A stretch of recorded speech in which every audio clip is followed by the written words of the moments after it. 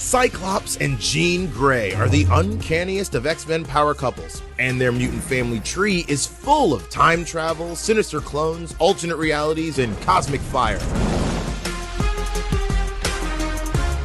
Though Scott Summers and Jean Grey's family lineage can be traced back through the centuries to early mutant kind, we'll start in the modern era because, trust me, it's going to be confusing enough. Cyclops' human grandparents were U.S. Air Force veteran Philip Summers and his wife, Deborah Summers, who gave birth to Christopher Summers, Scott's dad.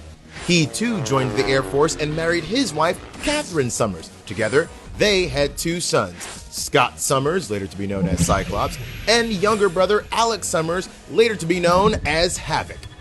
After a tragic run-in with the avian aliens, the Shi'ar, the boys escaped, but Catherine died and her gestating third son, Gabriel Summers, aka Vulcan, was taken by the Shi'ar, as was Christopher, who was enslaved. Later, Christopher escaped to become the Zazu space pirate Corsair and fell for his future alien life partner, Hepzibah.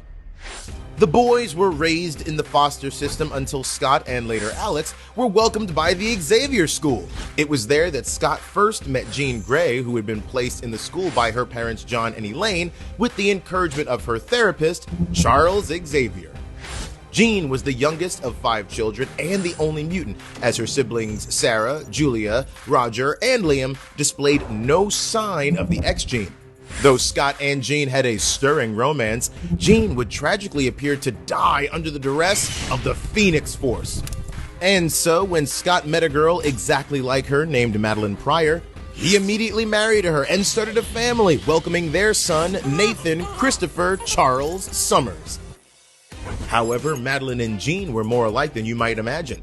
Madeline was a clone of Jean Grey created by the mutant geneticist Mr. Sinister. When Jean returned from the dead, Madeline and Scott's relationship fell apart. Madeline made a deal with demons to get revenge on Scott, but seemingly perished in the scuffle.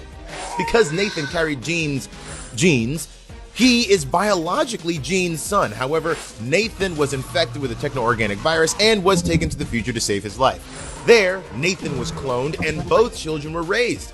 One to save the world as Cable, and the other abducted to help Apocalypse rule as Strife.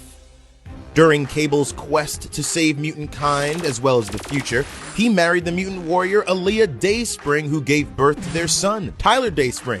Aaliyah was killed in battle and Tyler was abducted by the enemy, growing up to become the power-hungry Genesis.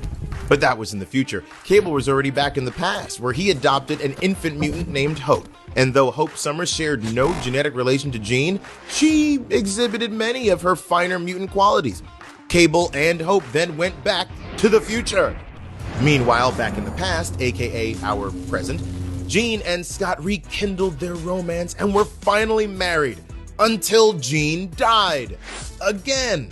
Which happened while Scott was also falling for Emma Frost. Through the various possible futures created by all that time travel, more children were created, like Rachel Gray Summers, a future Phoenix-imbued daughter of Jean and Scott who's become an X-Man in her past, but also had in the future married Franklin Richards of the FF. Together they had a son, Jonathan Richards, aka the mega-powered Hyperstorm. In another future where Scott remained with Emma Frost, Ruby Summers was born with her own optic blasts. In another timeline, Nate Gray, aka X-Man, was created with Jean and Scott's DNA by Mr. Sinister. Nate came over to the main Marvel universe and became both an X-Man and an enemy to the X-Men. So he was an X-Men named X-Man who joined the X-Men and then fought his X-Men. And none of that was confusing. In addition to their extensive extended family, numerous additional alternate universe and alternate timeline children have been born, or they will be.